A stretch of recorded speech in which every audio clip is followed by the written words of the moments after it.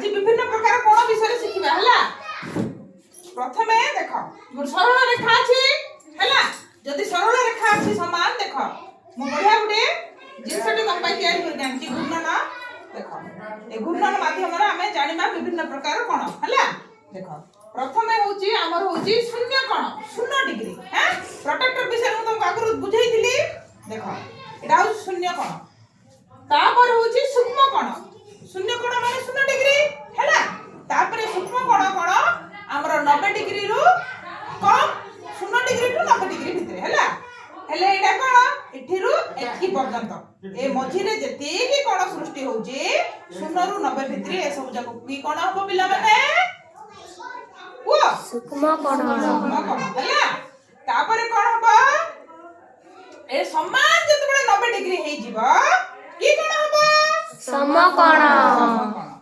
तापर 90 डिग्री रु अधिक आउ 180 डिग्री रु कम सेटा को कोण हबा देख समान 90 डिग्री 90 डिग्री रु 180 डिग्री मध्य रे जो आछी आको कोण कोण कहि की कोण कहबे स्थूल कोण हैला।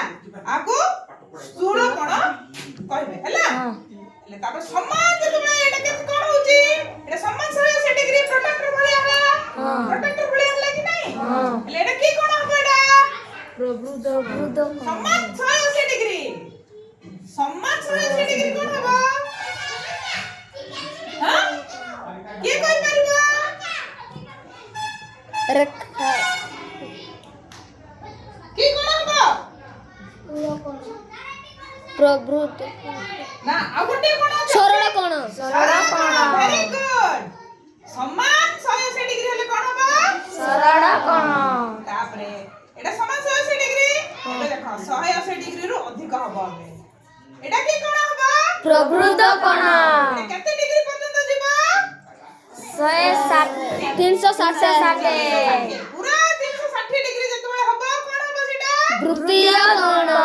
वृत्तीय कोण वृत्त आकृति हे गेला हां एबे 300 डिग्री 360 डिग्री हे गेला हला बुझ परलो ना हां एबे जण जण आसी